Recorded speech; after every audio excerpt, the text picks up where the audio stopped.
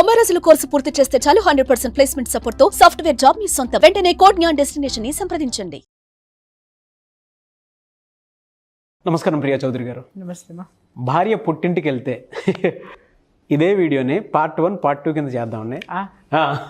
100 కూడా చేసుకోవచ్చు, 100 ఎపిసోడ్లు చేయొచ్చు, అన్నీ ఉన్నాయి. భార్య పుట్టింటికి వెళ్తే ఏం జరుగుతుంది, పుట్టింటి నుంచి రాకపోతే ఏం జరుగుతుంది, అదే సినిమా ఉంటుంది కదా పెళ్ళాం ఊరు వెళ్తే, అలాంటి ఎపిసోడ్స్ బోల్డ్ ఉంటాయి. అదే సో ఫస్ట్ పార్ట్ కొంతమంది అంటే హస్బెండ్స్ కూడా ఫ్రీడమ్ కోరుకుంటారు, ఎప్పుడెప్పుడు వెళ్తుందా అని చెప్పేసి చూసుకునేటువంటి వాళ్ళు ఉంటారు. అది పార్ట్ 1 కింద తీసేసుకుందాము. పార్ట్ 2 కొంతమంది భర్తలు భార్య ఊరు వెళ్తే తట్టుకోలేరండి. అంటే ఆ సెకండ్ కూడా వాళ్ళు ఇమాజిన్ చేసుకోలేరు, సాయంత్రానికి ఇంటికి రావాల్సిందే. అంటే కొంతమందికి భార్యలకు ఏమవుతుంది అంటే మెంటల్లీ బాగా డిస్టర్బ్ అయిపోతూ ఉంటారు. ప్రేమ మంచిదే కానీ అతి ప్రేమే ఉంటుంది కొంతమంది దగ్గర, భర్త దగ్గర. అంటే ఏది తప్పు పట్టాలి ఏది తప్పు పట్టలేనటువంటి విషయాలు కూడా ఉంటాయి అందులో. సో పార్ట్ 1 తీసుకుందాము. పెళ్ళాం ఊరు వెళ్తే ఏ విధంగా ఉంటుంది, ఎలా చేస్తారు ఏంటి, అండ్ దానివల్ల జరిగేటువంటి అనర్థాలు ఏ విధంగా ఉంటాయి అనేది మాట్లాడుకుందాం. అంటే పాపం వాళ్ళకి లాభాలు, మీరు అనర్థాలని మాట్లాడుతున్నారు. ఎవరికి అనర్థం, భార్యకా భర్తకా? భార్యకి. అది క్లారిటీ ఇవ్వండి. భార్యకి అనర్థాలు అనండి బాగానే ఉంటుంది, కానీ అంత అనర్థాలు ముంచుకొచ్చేంత సిచ్యుయేషన్లు బహుశా భర్తలు తేరండి. వాళ్ళు చాలా తెలివిగలవాళ్ళు. భర్త చాలా తెలివిగలవాడు. ప్రపంచంలో అత్యంత తెలివైన జీవి ఏదన్నా ఉందంటే భర్త మాత్రమేనండి. అంటే ఒక హంతకుడన్నా సరే ఎక్కడో చోట ఆ ఆధారాలు వదిలి దొరికిపోతాడేమో కానీ భర్త అనేటటువంటి పదార్థం మాత్రము ఎక్కడా కూడా దొరకదనమాట. ఆ యొక్క టాలెంటు భర్తలకు మాత్రమే భగవంతుడు ఆ యూనివర్స్ నుంచి తీసి మరీ ఇచ్చాడనమాట. So you are blessed all of you. Okay, నష్టాలు అని అన్నారు. నష్టం ఎవరికి నాగరాజు గారు? నా భార్య పుట్టింటికి వెళ్ళింది, పెళ్ళాం ఊరు వెళ్తే గర్ల్ ఫ్రెండ్ వచ్చింది. ఓకే, ఆవిడ మానసికంగా చాలా క్షోభపడుతుంది. ఈయనకి బాగా క్షణకాల సుఖాలేమో లేకపోతే టెంపరీ సుఖాలు దొరకచ్చు, కానీ పర్మనెంట్గా ఊబులో చిక్కుకునేవాడు వీడే. చెప్పమంటారా? ఆవిడ మా ఆవిడే అనాలా, లేకపోతే ఆ ఇద్దరి మధ్య అనే పేర్లు పెట్టాలా? అటు మధ్యలో ఇటు మధ్యలో రెండు దరువు పడుతుంది. కాకపోతే ఇక్కడ ఏంటి అని అంటే కొన్ని టిపికల్ క్యారెక్టర్స్ ఉంటాయి నాగరాజు గారు, వాటి గురించి చెప్తా. ఓకే, రోజు భార్య ఇంట్లో ఉంది, నాలాంటి భార్య ఇంట్లో ఉంది అనుకోండి, అంటే స్కూల్ హెడ్ మాస్టర్ పోస్ట్ కదా మాదంతా కూడా. అలా ఉండాలి, ఇలా ఉండాలి, ఇట్లా ఉండాలి, అట్లా ఉండాలి, ఆ సమాజానికంతా శుద్ధులు చెప్పుకుంటూ తిరిగేవాళ్ళం. బహుశా మేము కూడా కొద్ది గొప్ప ఆ గిరిగీసుకొని నిలబడేవాళ్ళం కదా. నాలాంటి భార్య ఊరు వెళ్ళింది అనుకోండి సార్, నాలాంటి భార్య ఉన్నటువంటి భర్త పొద్దున్న టెన్షన్గా 6 o'clock కల్లా నిద్రలేస్తారండి, 6:10 కల్లా కాఫీ తాగేస్తారండి, 6:30 కల్లా పేపర్ చదివేస్తారండి, 7:30 కల్లా రెడీ అయిపోతారు, 8 o'clock కల్లా టిఫిన్ బ్రేక్ఫాస్ట్ అయిపోతుంది, 8:30 కల్లా కార్ బయటికి తీస్తే 9 కల్లా ఆఫీస్లో ఉంటారండి. ఓకేనండి, సాయంత్రం 7:30, 8:30, 9:30 తర్వాత ఇంటికి వస్తారండి. అప్పుడు ఏమవుతుందండి, భోజనం మాత్రమే చేస్తారండి, ఆ తర్వాత రెస్ట్ తీసుకుంటారండి. అదే ఇలాంటి భార్య ఊరెళ్ళింది అనుకోండి సార్, తను దుంపదగా 6:30 అయినా నిద్ర లేవరండి, 7:30 అయినా నిద్ర లేవరండి, 9:30 అయినా నిద్ర లేవండి. పాపం ఏ పని మనిషికో లేకపోతే ఆడపడుచుకో పక్కనే ఉండే తోడుకోడలకో లేకపోతే ఎవరికైనా అప్పచెప్పి వెళ్ళింది అనుకున్నాం, కొంచెం కాఫీలు టీలు ఇవ్వండి అమ్మా ఇదమ్మా అనగానే ఈ భార్యకి ఫోన్ వచ్చేస్తుంది. అమ్మ పొద్దున్న 6ంటికే అన్నయ్య గారు లెగిస్తారని నువ్వు చెప్పావు, కానీ ఇప్పటికి 3 సార్లు తలుపు కొట్టినా ఇప్పటి వరకు తెలియదమ్మా, ఏందో కంగారుగా ఉంది. అప్పుడు ఈ భార్య వీడియో కాల్ చేస్తుంది అనమాట. ఎండో అమ్మో మా ఆయన ఏమైపోయాడు ఏం పాడు అని చెప్పేసి. అప్పుడు అనేసి 10ంటికి ఆవులిచ్చుకుంటూ బెడ్ మీద నుంచి వీడియో కాల్ మాట్లాడతాడు ఆయన. ఏంటండి తలుపులు తీయటం లేదు అని అంటే, నిద్రపోతున్నాను, నిద్ర వచ్చింది ఇంకా లేగలేదు అని అంటాడు. అయ్యో మా ఆయన అలసిపోయినట్టున్నాడు, అదేంటండి ఆఫీస్కి వెళ్ళరానంటే వెళ్తాలే అంటాడన్నమాట. అయ్యో కాఫీ తీసుకొచ్చారండి పక్కింటి పిన్ని గారు మీకోసం, ఇప్పటిదాకా తలుపు కొట్టారండి మీరు తేలేదంటారంటే, వద్దులే రేపటి నుంచి కాఫీలు ఇవ్వద్దని చెప్పు నేను పెట్టుకుంటాలే అని మాట్లాడతాడు అనమాట. అంటే అయ్యో మా ఆయన చూడు ఎంత అడ్జస్ట్ అవుతున్నాడో, కాఫీ ఆయన పెట్టుకోవడం నేర్చేసుకున్నాడు. ఓకే, అది అయిపోద్ది. తర్వాత సాయంత్రం లంచ్ పాపం 7:30 కల్లా పాపం ఆ అబ్బాయి వచ్చేస్తాడేమో, పాపం పెడతామని ఈ పక్కింటి పిన్ని గారు పాపం ప్రిపేర్ అయిపోయో, లేకపోతే పక్కనే ఉన్నటువంటి ఆడపడుచుల కంటే వీళ్ళ యాటిట్యూడ్లు తెలిసిపోతాయి కాబట్టి ఇది ఉంటుంది. 7 వీళ్ళు వంట చేసేసి పాపం వీళ్ళు 8 వంట చేసుకునే వాళ్ళు కూడా వీళ్ళ కోసం 6:30, 7 వంట చేసేసి తీసుకెళ్దామని ట్రేలో అన్నీ పెట్టుకుని వెళ్ళినా తాళం వేసి ఉంటుంది, తాళం తీసి ఉంటుంది. 10:30కో 9కో వస్తారు. అప్పుడు గబగబా ఇంట్లో ఉన్న బాబాయ్ గారు వెళ్ళి, ఏంటి బాబు ఇందా నుంచి అన్నం తింది కానీ ఇప్పుడు దాకా ఉన్నావా, తీసుకొస్తాను అని అనగానే, వద్దులేండి అంకల్ నేను తినేసి వచ్చాను బయట అని చెప్పేసి అని మాట్లాడతాడు అనమాట. అయ్యో ఇదేంటి అనుకొని సరేలే ఓకే అని చెప్పేసి అని వాళ్ళు వదిలేస్తారు. అలా ఒకసారి జరిగింది. పిన్నిగారు మళ్ళీ రెండోసారి ఈవిడ మళ్ళీ ఊరెళ్ళింది, మళ్ళీ అదే జరిగింది. ఈవిడ ఇంట్లో ఉన్నప్పుడు, ఏమండి వాళ్ళ ఆదివారం కదా ఇంట్లో ఉండొచ్చు కదా పలానా చోట, లేదు నేను అర్జెంటుగా ఆఫీస్కి వెళ్ళాలి, పలానా పని ఉంది, ఇవాళ వెళ్ళకపోతే పలానా కాంట్రాక్ట్ పోతుంది, ఇవాళ వెళ్ళకపోతే మా బాస్ అంటే ఆదివారం కూడా బాస్ వచ్చేస్తాడనమాట వీళ్ళకి. ఈయన భార్య ఇంట్లో ఉన్నప్పుడు మాత్రం ఇంట్లో వీళ్ళు సచ్చినా ఉంటారప్ప. పెళ్ళాం ఊరెళ్ళిందా దాని దుంపదకి ఇల్లు తప్ప కదలరబ్బా. నేను అలాంటి దానికి డౌట్ వచ్చింది, ఇది ఏందబ్బా ఇంట్లో నుంచి నేను ఇంట్లో ఉంటేనేమో ఈడు పొద్దున్నే 8:30కే పరుగులు పెడతాడు, ఇంట్లో లేకపోతే 10:30 ఓ రోజు చొక్కా పట్టుకుని అడిగింది అనుకుందాం. ఏం తమాషాగా ఉందా, మొన్న 10 రోజులు ఊరు వెళ్తే 10 రోజులు 10:30కి వెళ్ళావు, ఆఫీస్కి 11ంటికి వెళ్ళావు, అంతకుముందు 4 రోజులు వెళ్తే అట్టాగే వెళ్ళావు, ఏంది సంగతి? పక్కింటి పిన్నిగారు బాగా పసిగడతారు అబ్బాయి. చెప్పి అమ్మాయి నువ్వు ఇంట్లో ఉంటేనేమో 8:30కే వెళ్తాడు అమ్మాయి, బూట్లు వేసుకుని సొక్కా వేసుకుని కోట్లు వేసుకుని, ఇదేంది నువ్వు లేకపోతే ఇంట్లోనే ఉంటాడు అబ్బాయి, ఎప్పుడుకో వెళ్తాడు, మళ్ళీ రాత్రికి ఏమో ఎప్పుడుకో వస్తాడు అని మాట్లాడుతుంది అనమాట. తొందరగా వచ్చేస్తాడు, 7ంటికే వచ్చేస్తాడు. చొక్కా పట్టుకుని అడిగింది ఏంది సంగతి అని. అప్పుడు పాపం ఆయన పారిపోలేక లేకపోతే తనను తాను ప్రొటెక్ట్ చేసుకుంటాను సెల్ఫ్ డిఫెన్స్లో పడిపోయో అప్పుడు ఏం చెప్తాడు అని అంటే, నీ బొంద నువ్వు ఇంట్లో ఉంటే నీ టార్చర్ తట్టుకోలేక, నీ క్రమశిక్షణ తట్టుకోలేక నేను పారిపోతా, నువ్వు ఇంట్లో లేకపోతే మనశ్శాంతిగా ఉంది కాబట్టి నేను ఇంట్లో ఉండి హాయిగా ఎంజాయ్ చేస్తున్నా, నా నిద్రను కానీ ఇంటిని కానీ తిండిని కానీ అన్నింటినీ, తిండి లేకపోయినా పర్వాలేదు కానీ ప్రశాంతతని నేను మెయింటైన్ చేస్తున్నానంటే అప్పుడు కడుపు ఎంత కాలుతుంది నాగరాజు గారు ఒక్కసారి చెప్పండి. అంటే అప్పుడు భార్య రియలైజ్ అవ్వాల్సింది ఏంటంటే, అంటే ఇక్కడ 2 క్యారెక్టర్లు ఉంటాయి. అరే నేను స్ట్రిక్ట్గా ఉంటున్నాను అని అంటే వీళ్ళ కోసమే కదా, అవును, నేను టైంకి ఉండండి మంచి చెప్తున్నానంటే వీళ్ళ కోసమే కదా, వీళ్ళెందుకు నన్ను అపార్థం చేసుకుంటున్నారు, ఒక బాధ. అంటే వీళ్ళని సమాజానికి బూచిగా చూపించేస్తారనమాట. అవును, ఏంటి అమ్మో పెళ్ళాం అంటే అస్సలు పడదు, లేకపోతే భార్య అంటే అస్సలు ఇది ఉండదు, పెళ్ళాం ఉంటే ఒక్క నిమిషం ఇంట్లో ఉండడమ్మా ఉండనివ్వదు అనే స్థాయికి తీసుకొచ్చేస్తారు. ఎందుకంటే భార్య లేనప్పుడు ఇంట్లోనే ఉంటాడు కదా. అంటే ఇది ఏదో చేస్తుంది ఇంట్లో, ఇది వాడిని నిద్రపోనివ్వట్లేదు, ఇది వాడిని కూర్చొనివ్వట్లేదు, ఇది వాడిని సతాయించేస్తుంది, అందుకని పెళ్ళాం పోరపడలేక కొంపల నుంచి బయటకు వెళ్ళిపోతున్నాడు అనేటటువంటి ఒక చెడు భార్య మీద పడిపోతుంది. ఇంకొక other side of the coin భార్యలను తీసుకుందాం. నిజంగానే ఇంట్లో ఉన్నాడు అని అంటే, ఏమండి మీ అత్తయ్య గారు చూసారా పొద్దున్నే పాపం ఆడు కాఫీ ఇవ్వే అని పిలుస్తాడని అనుకుందాం, లేకపోతే పక్కనే పడుకుంటుంది, 7ంటికైనా లేపుతుంటాడు, లేవే కాఫీ ఇవ్వే అని చెప్పేసాను. లెగుస్తాలే రాత్రి అంతా లేట్ అయింది పడుకుంటున్నాను నేను, కొంతసేపు ఆగి లెగుస్తాలే. ఈలోపు వాళ్ళ అమ్మ కాఫీ పెట్టుకొని వస్తుంది, కాఫీ పెట్టుకున్నాక దాన్ని సర్ర లెగుస్తుంది. అంటే నేను ఇవ్వనా కాఫీ, మీ అమ్మ ఇస్తే తాగుతావా నువ్వు అంటే, నేను లెగను, ఇది లెగవదు 7:30 దాకా. ఓకే 7:30 దాకా లేకపోతే వాడికి 6ంటికే పాపం కాఫీ తాగాలని నాలుగు తగలాగేస్తూ ఉంటుంది. ఏం చేస్తాడు పాపం వాళ్ళ అమ్మేమో చూసి నా కొడుక్కి కాఫీ ఇద్దాంలే అని చెప్పి తీసుకొచ్చి కాఫీ ఇచ్చింది పొరపాటున అనుకుందాం, ఇది శివంగల్లే లెగుస్తుంది. నా బతికింతే, నేనింతే, మీ అమ్మ నువ్వు ఒకటే, మీ అమ్మ ఇంతే, నన్ను నాశనం చేసేస్తున్నారు. ఎమ్మటే పుట్టింటికి ఫోను, ఫ్రెండ్కు ఫోను, లేకపోతే బోర్ నేర్చుకుంటూ కూర్చోటమో, ఇక యుద్ధం షురు. ఎమ్మట ఒక్క గెంతుతాడండి మొగుడు బాత్రూంలోకి, గెంతేసి గబా రెడీ అయిపోయి చలో టిఫిన్ బాక్స్ వాళ్ళమ్మ కట్టించినా కూడా వద్దది, ఆఫీస్లో తింటా. ఎందుకంటే ఆ 10 నిమిషాలు ఇంకేం టార్చర్ చూడాల్సి వస్తుందో, ఇంకెంత చూడాల్సి వస్తుందో, అది ఒక విషయం. అయితే ఇంకొక క్యారెక్టర్స్ ఉంటాయన్నమాట, కంప్లైంట్ బాక్సులు ఉంటాయి. పొద్దున్నే లేవగానే, ఏమండి నిన్న చూసావా వాడు హోంవర్క్ చేయలేదు, నిన్న వాడు అసలు మాట వినట్లేదు, నీకు తెలుసా, అమ్మో ఆడపిల్లని కన్నానన్న మాటే కానీ అసలు అని పిల్లల గురించి కంప్లైంట్లు మొదలు పెడతారు.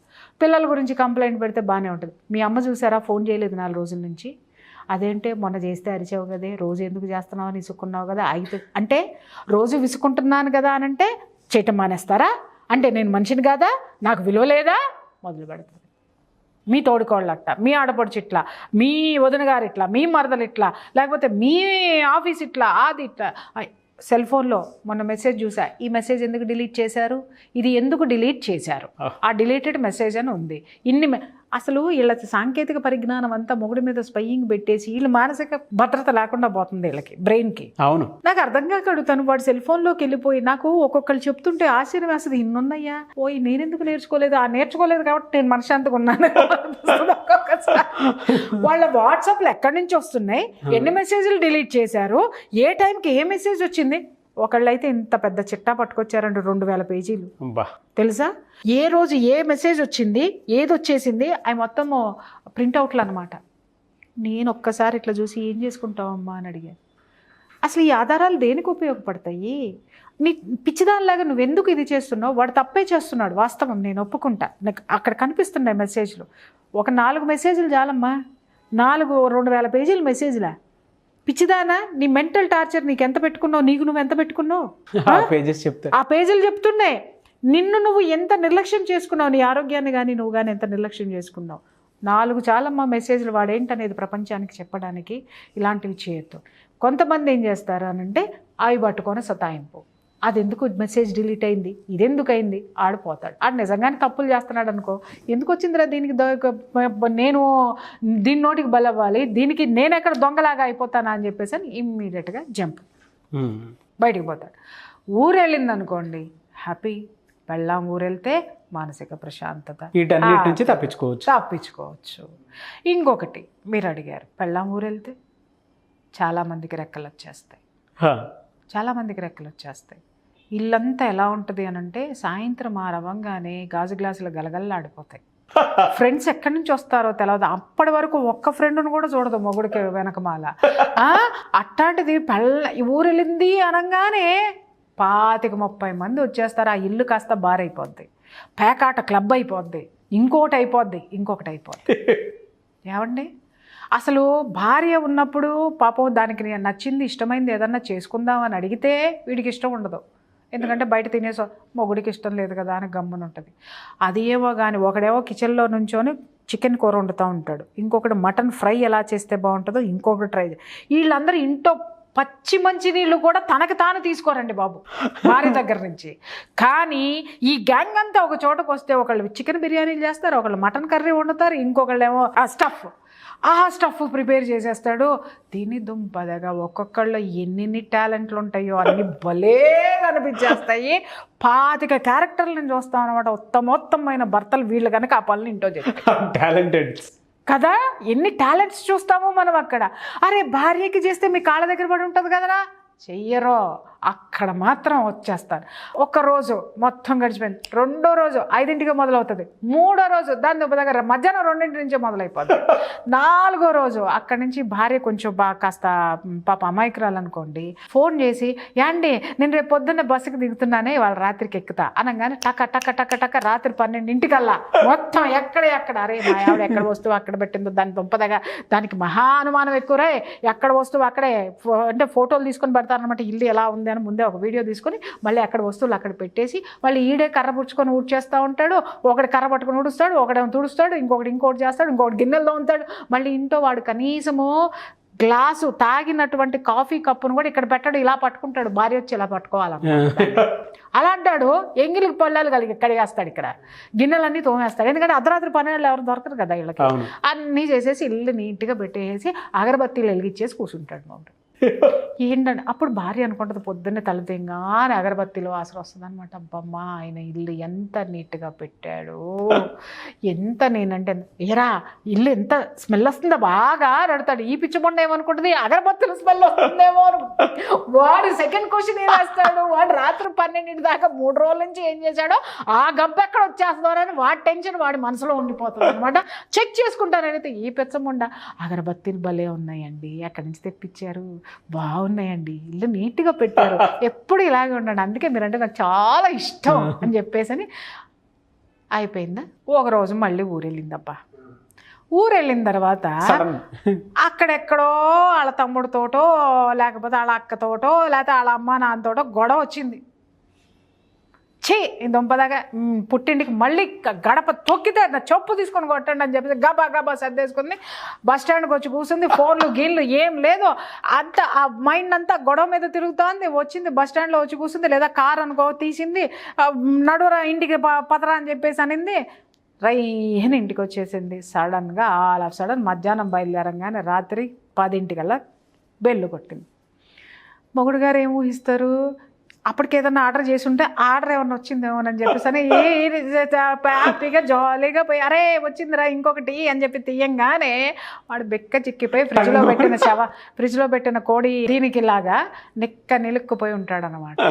అప్పుడు వస్తుంది ఈవిడికి ఫ్రాగ్నెన్స్ అనమాట లోపల నుంచి. మొగుడు అడుగుతాడు ఫస్ట్లో, ఏరా స్మెల్ వస్తుందా స్మెల్ వస్తుందా అని అంటే అప్పుడు వస్తుంది ఆ స్మెల్ అనమాట.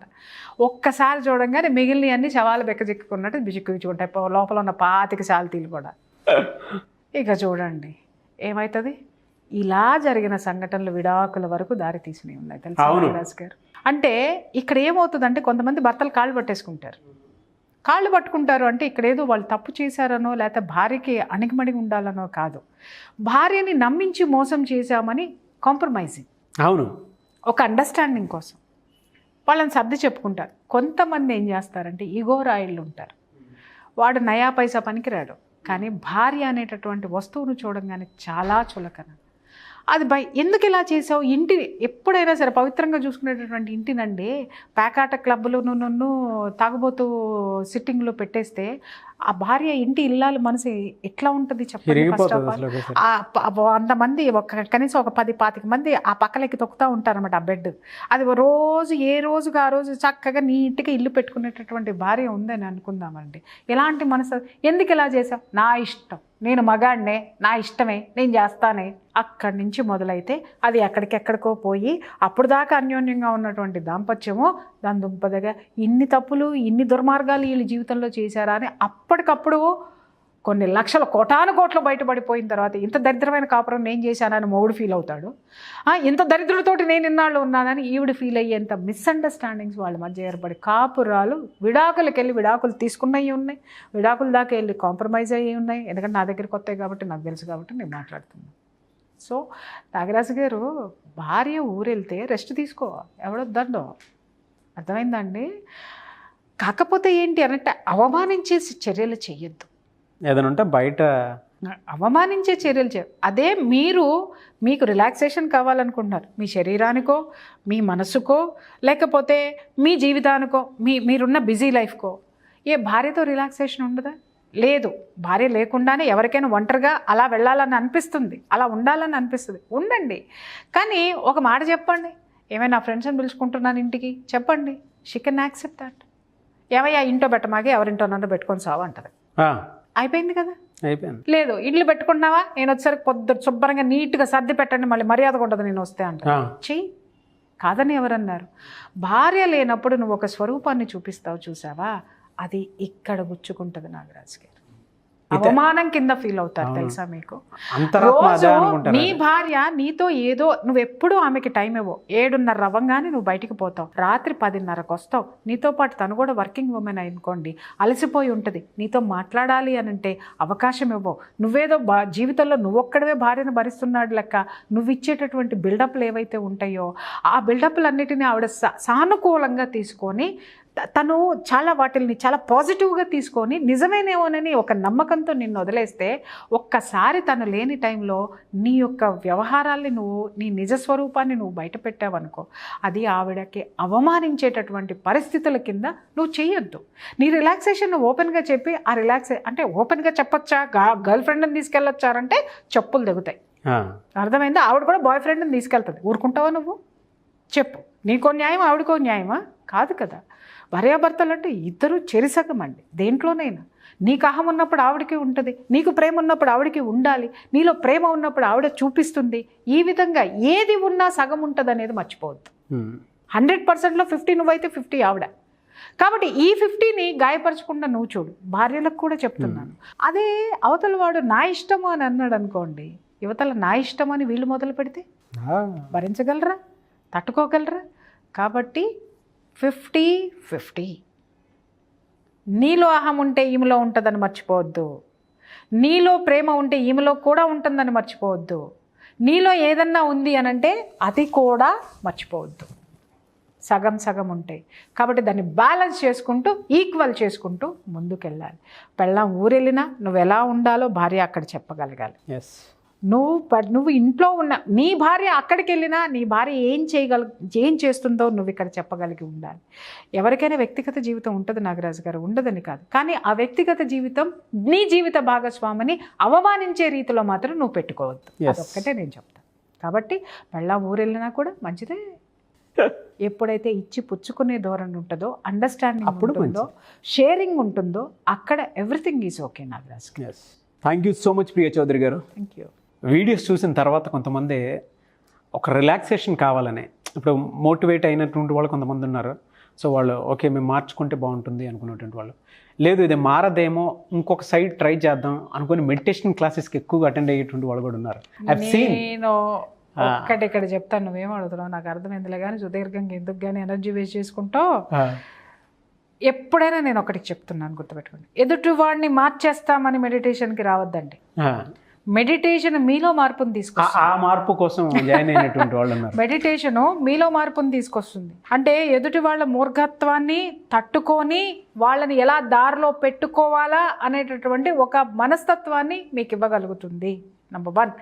రెండోది, మీరు కరెక్ట్గా ఎలా జీవన విధానంలో ఉండాలి, ఎంతవరకు వాళ్ళని తీసుకోవాలి, ఆ సెంటిమెంటుని, ఆ సెంటు ఎంతవరకు, మరీ ఘాటైనటువంటి సెంటును మనం శరీరము ముక్కు కూడా భరించలేదు కాబట్టి ఏ సాంద్రతలో ఆ సెంటును పూసుకోవాలి, మెంటల్గా ఆ సెంటును ఎలా ఎంతవరకు ఏ సాంద్రతలో పూసుకోవాలనేది మెడిటేషన్ నేర్పిస్తుంది. ముందు మిమ్మల్ని సిద్ధం చేస్తుంది, మిమ్మల్ని మెంటల్గా సిద్ధం చేస్తుంది. ఏది ఎంతవరకు తీసుకోవాలి, ఏది వదిలేయాలి, ఏది పట్టుకోవాలి, దేన్ని అధిగమించాలి, ఎక్కడ తగ్గి ఉండాలి, ఎక్కడ నెగ్గటానికి ప్రయత్నించాలి అనేటటువంటి జ్ఞానము విచక్షణ ఇస్తుంది. సో అది వస్తే చాలు నాగరాజు గారు, జీవితాన్ని ఈత నేర్పిస్తుంది. ఈత నేర్చుకోనుండు, నువ్వు దాటేస్తావు నది. మునిగేటోడు కోసం ఎందుకు నువ్వు చెయ్యిచ్చి, నీకే రాదు ఈత, మునిగేటోడు కోసం నువ్వు చెయ్యిస్తున్నావు, ఆడు మునిగే నిన్ను ముంచే. అర్థమైందా? ప్రవాహంలో ఎదురీతకి వెళ్తున్నారు మీరు, కాదమ్మా వాళ్ళు చూసుకొని ఎంత సునాయాసంగా వెళ్ళొచ్చు, ఇటు ఎదురీత కాదు నువ్వు ఇలా పో అనేటటువంటి ఆ యొక్క సునాయాసమైనటువంటి మార్గాల్ని ఎత్తుక్కునేటటువంటి విచక్షణని, జ్ఞానాన్ని మెడిటేషన్ మీకు ఇస్తుంది. ఎస్, బట్ అది ఆన్లైన్ ఆఫ్లైన్ రెండు అడుగుతున్నారు చాలామంది. అండ్ మెడిటేషన్ సెంటర్కి వద్దాం అని చెప్పేసి అనుకునేటువంటి వాళ్ళు ఉన్నారు బంజారా హిల్స్. చాలా మంది డైరెక్ట్ క్లాసులు అడుగుతున్నారు. అదే దానికోసం డైరెక్ట్ క్లాసులు అడుగుతున్నారు. నేను ఆన్లైన్ సెషన్ అయితే రెగ్యులర్గా జరుగుతుంది. ఎస్, ఆన్లైన్ సెషన్ ఇంకా అది మారేది లేదండి. Every month 1st to 7th ఖచ్చితంగా ఉంటుంది. మధ్యలో పౌర్ణమి రోజులు ఎప్పుడు డేట్స్ వస్తాయో అవి అయిపోయిన తర్వాత నేను ఒక 4-5 days గ్యాప్ ఇచ్చి మళ్ళీ క్లాస్ అనేది స్టార్ట్ అవుతుంది. అంటే ఫస్ట్ వీక్ లాస్ట్ వీక్ కంపల్సరీగా క్లాసెస్ ఉంటాయి అర్థం. అది కన్ఫర్మ్. అది మీరు స్క్రీన్ మీద నంబర్కి కాల్ చేస్తే వాళ్ళు సిబ్బంది చెప్తారు లాస్ట్ వీక్ డేట్స్ ఎప్పుడు అనేది. But every month 1st to 7th confirm date. పౌర్ణమి క్లాసులో ఎప్పుడు పౌర్ణమి ఉంటుందో ముందు రోజు, పౌర్ణమి రోజు, తర్వాత రోజు ఖచ్చితంగా అవి మాత్రము క్లాసెస్ బయట, ప్రకృతిలో, బయట ఒక ఎనర్జెటిక్ ప్లేసెస్లో ఆ 3 రోజుల క్లాసులు. అలాగే అంతలా మూర్ఖత్వంగా భార్యల్ని పట్టుకొని వేలాడి భార్యల్ని హింసిస్తూ తాము కూడా జీవితంలో మాధుర్యాన్ని అనుభవించలేక అదే జీవితం అని ఫాల్స్ థింకింగ్లో ఉండేటటువంటి వాళ్ళకు కూడా ఇలాంటి క్లాసెస్ బాగా పనికొస్తాయి. Very good. అయితే కొంతమంది స్కూల్స్, కాలేజెస్ కూడా అడుగుతూ ఉన్నారు సెషన్స్ కావాలని. ముఖ్యంగా లేడీస్ కాలేజెస్ ఏవైతే ఉంటాయి, మహిళలకు సంబంధించిన కాలేజెస్లో టీనేజ్ పిల్లలకు కూడా కావాలనుకుంటున్నారు క్లాసెస్. అటువంటి వాళ్ళు కూడా మిమ్మల్ని అప్రోచ్ అవ్వాలి అంటే ప్రాసెస్ ఏంటి? నాగరాజ్ గారు, 2 విషయాలు. ఒకటి, మీరు స్క్రీన్ మీద ఉన్నటువంటి నెంబర్కి కాల్ చేయండి. ఒకవేళ మా సిబ్బంది స్పందించలేదు అని అంటే ఒక మెసేజ్ పెట్టండి దయచేసి. మెసేజ్ పెడితే మెసేజ్ జస్ట్ మీరు ఫోన్ నెంబర్ ఏదో పెట్టేసి కాదండి, మీరు కాలేజ్ అయితే కాలేజ్ డీటెయిల్స్, మీరు ఎవరైతే ఫోన్ చేస్తున్నారో వాళ్ళ వివరాలు పెడితే మేము తొందరగా రెస్పాండ్ అవ్వడానికి అవకాశం ఉంటుంది. ఎందుకంటే మాకు నంబర్ ఆఫ్ వస్తూ ఉంటాయి. అంటే వేరే వాళ్ళు ఊరికినే మాట్లాడదామని కూడా పెట్టేస్తున్నారు, అట్లా కాదు. వివరంగా పెట్టండి దేనికోసం మీరు కాంటాక్ట్ అవుదాం అనుకుంటున్నారు అనేటటువంటి ఇష్యూని కూడా మీరు మెన్షన్ చేస్తే ఇమ్మీడియట్గా మా వాళ్ళు మిమ్మల్ని లైన్లోకి తీసుకోవడం జరుగుతుంది. కాంటాక్ట్ చేయాలి, మాట్లాడాలి అనుకుంటే యూ కెన్ కమ్, నేను టైం ఇస్తాను, మా ఆఫీస్కి వచ్చి నన్ను కన్సల్ట్ చేసి ఆ ప్రోగ్రామ్స్ ఏవైతే ఉన్నాయో మాట్లాడచ్చు. షూర్ అండి. Thank you so much Priya Chowdary గారు. Thank you. చూసారు కదన్న ఈ వీడియోపై మీ అభిప్రాయాన్ని కామెంట్ బాక్స్లో పోస్ట్ చేయండి. ముఖ్యంగా మీరు కనుక వన్ సెషన్స్ కానివ్వండి, ఆన్లైన్ ఆఫ్లైన్ కౌన్సిలింగ్ కానివ్వండి, లేదు అని అంటే స్కూల్స్, కాలేజెస్ అండ్ బయట చాలా కార్పొరేట్ కంపెనీస్ ఉన్నాయి. సో అటువంటి వాటిల్లో కూడా హ్యూమన్ రిలేషన్షిప్ మీద కానివ్వండి, అండ్ దాంతోపాటు కార్పొరేట్ ఆఫీస్లో ఎంప్లాయీ మైండ్ సెట్ మీద కానివ్వండి, ప్రియా చౌదరి గారి సెషన్స్ కనుక మీకు కావాలి అనుకుంటే స్క్రీన్ మీద కనిపిస్తున్న నెంబర్కి మీరు వెంటనే సంప్రదించవచ్చు. ఒకవేళ మీకు కాంటాక్ట్ నెంబర్ కనెక్ట్ అవ్వట్లేదు అని అంటే మిస్టర్ నాగ్ అఫీషియల్ అనే నా ఇన్స్టాగ్రామ్ ఐడి ఉంది. నా ఇన్స్టాగ్రామ్ ఐడికి మీరు మెసేజ్ పెట్టినా పర్లేదు, ఫాలో అయ్యి ఖచ్చితంగా మీకు కావాల్సినటువంటిది ఈ విధంగా తెలుసుకోవాలనుకుంటున్నాము దాన్ని వీడియో రూపంలోనే తెలియజేయండి అనుకున్నటువంటి వాళ్ళు, లేదు అనుకుంటే ఇందాక నేను చెప్పిన విధంగా అపాయింట్మెంట్ కానివ్వండి, వన్ సెషన్స్ కానివ్వండి, ఆన్లైన్ ఆఫ్లైన్ క్లాసెస్ కానివ్వండి, మెడిటేషన్ క్లాసెస్ కానివ్వండి, కావాలి అనుకున్నటువంటి వాళ్ళు కూడా అప్డేట్ కోసం అని చెప్పేసి నాకు మెసేజ్ పెట్టిన మిస్టర్ నాగ్ అఫీషియల్కి ఖచ్చితంగా నేను మీకు రిప్లై ఇవ్వడం జరుగుతుంది. ప్రియా చౌదరి గారి సిబ్బందికి చెప్పడం జరుగుతుంది.